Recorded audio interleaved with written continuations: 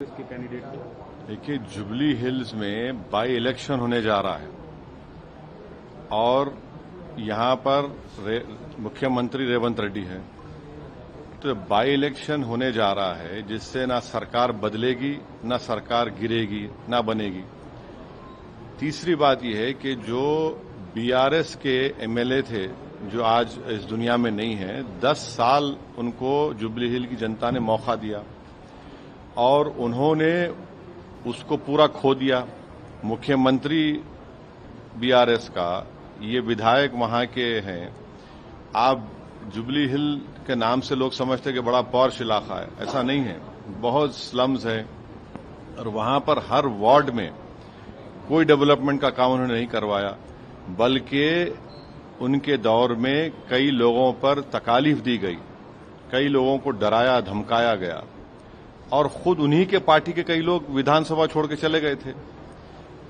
तीसरी बात यह है कि डेवलपमेंट के नाम पर वहां पर वोट पड़ना चाहिए। चौथी बात यह है कि हम अपना कैंडिडेट नहीं खड़ा कर रहे हैं, वहां पर एमआईएम पार्टी का कैंडिडेट नहीं होगा, बावजूद इसके कि 2 वार्ड में हमारे म्युनिसिपल कॉर्पोरेटर कामयाब हुए वहां पर। और हमारा जुबली हिल की जनता से अपील यह है कि यह बाई इलेक्शन है, कोई सरकार गिरेगी ना बनेगी। हम जुबली हिल के 3,98,724 वोटर से ये अपील करते हैं कि आपने 10 साल बीआरएस के एक उम्मीदवार को मौका दिया।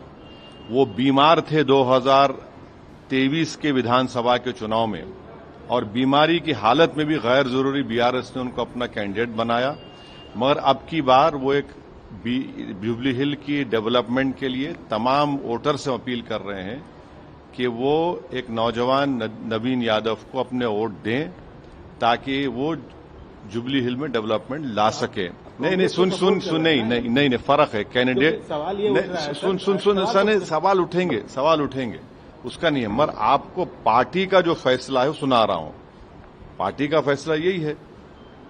और आखिरी बात, बीजेपी का वोट परसेंटेज बढ़ गया। कैसे बढ़ा?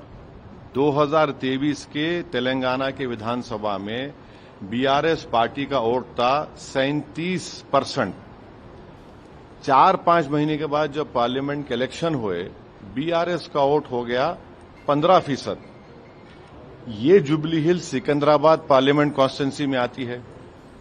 आप यकीन नहीं करेंगे कि 16,000 वोट मिले खाली बीआरएस को, 70,000 वोट मिले बीजेपी को, 1 लाख के करीब मिले दानम नागेंद्र को। 7 विधानसभा जो तेलंगाना के पार्लियामेंट क्षेत्र में आते हैं, 7 में से 2 पर ही जीती कांग्रेस। एक नामपल्ली जहां से एमआईएम का एमएलए था और जुबली हिल्स। तो ये जनता को ये देखना है, बीआरएस का वोट गिर चुका है, बीजेपी का वोट बढ़ा है और इसीलिए पार्लियामेंट के चुनाव में एक भी एमपी बीआरएस का नहीं कामयाब हुआ है। तो अभी 2.5-3 साल बाकी हैं सरकार को। तो इससे इसको इस तरह से आप लोग राय को पहाड़ मत बनाइए। जब विधानसभा के चुनाव 2028 में होंगे, आप देखेंगे एमआईएम जुबली हिल में क्या करेगी। सर, लेकिन अभी सवाल ये उठ रहा है कि आप जो है बिहार में कांग्रेस को हराने की बात कर रहे हैं, यहाँ कांग्रेस को सपोर्ट कर रहे हैं। नहीं, देखिए तो ये अच्छा सवाल है।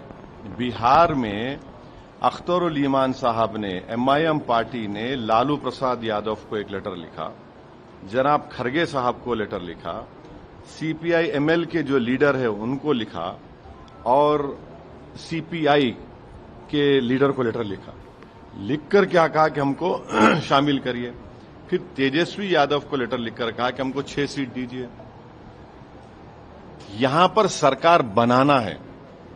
बाई इलेक्शन की एक सीट को आप बिहार के 200 से ज्यादा विधानसभा की सीटों से मत मिलाइए और यहां पर गवर्नमेंट बनाना है बिहार में।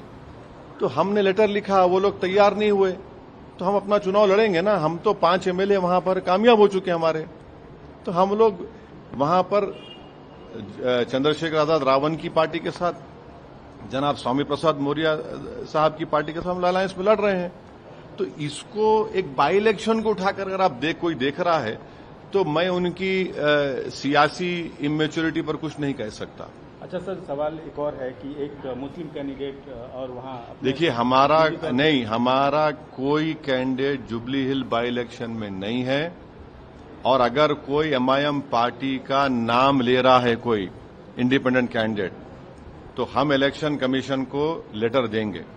ना हमारे वीडियोज में फोटो इस्तेमाल करना, ना हमारा कोई नाम लेना, और अगर ऐसा कोई हमको बताया गया है उसका हम प्रूफ के साथ ईसीआई को अब कंप्लेन करेंगे। नहीं, आप चूंकि माइनॉरिटी की तरफ से एक तरह से इस चुनाव में रिप्रेजेंट कर रहे हैं, उनको सपोर्ट कर रहे हैं, एक माइनॉरिटी लीडर के खड़े होने छोड़ दीजिए ना, और ऐसे बहुत लोग आते हैं, आते रहेंगे, उससे फर्क नहीं पड़ता। ऑफिशियली जो हमारा स्टैंड है वो हो चुका है, बोल चुके हैं आपके सामने। अब कोई गलत इस्तेमाल कर रहा है। अब बाज लोगों को क्या होता है कि ये लोग खुद में इतनी सलाहियत नहीं होती है, तो ये गैर जरूरी के हमारी तस्वीर को कोई वीडियो निकाल के आउट ऑफ कंटेक्स्ट लगा देना, ये गलत है। ये थैंक यू।